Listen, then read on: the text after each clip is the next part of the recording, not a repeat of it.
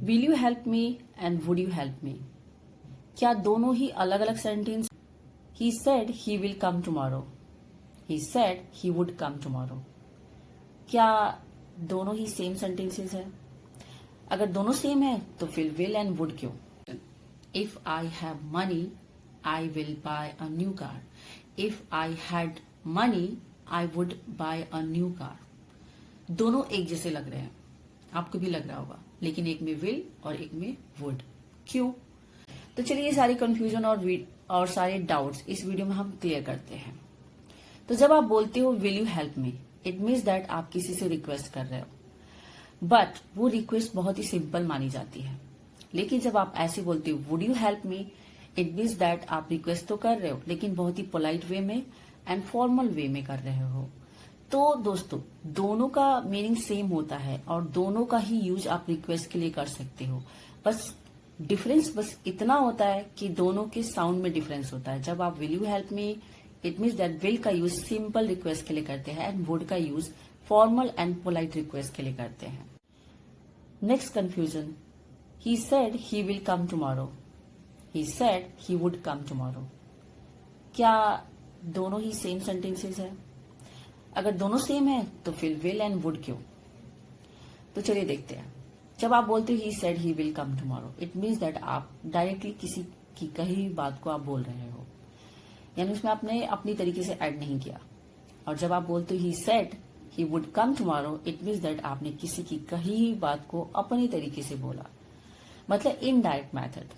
और जब आप इनडायरेक्ट मैथड यूज करते हो तो उसमें वो जो सेंटेंस होता है वो एक टेंस पीछे चला जाता है। एक टेंस पीछे चला जाने का मतलब होता है कि जो फ्यूचर है वो पास्ट में कन्वर्ट हो जाता है। इसीलिए विल का पास्ट फॉर्म क्या होता है? वुड, इसलिए विल वुड में कन्वर्ट हो जाता है।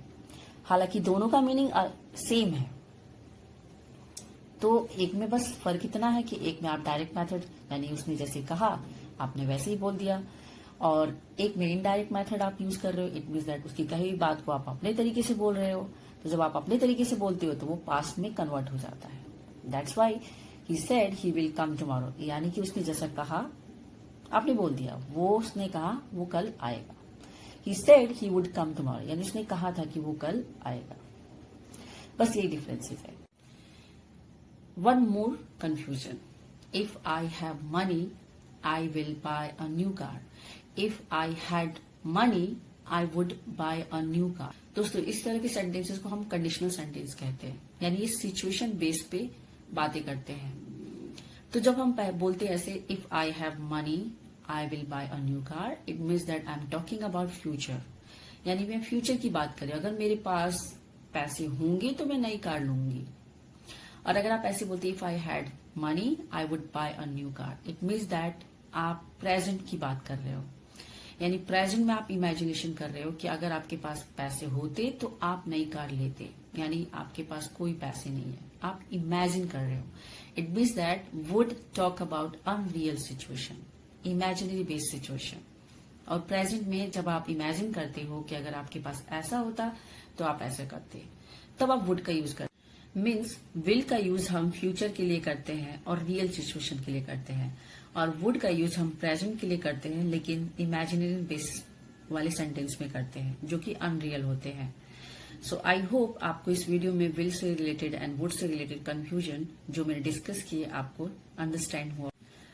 सो दोस्तों अगर आपको will and would say related और भी कंफ्यूजन है तो let me know in the comment, मैं उस पर और वीडियो बनाना चाहूंगी।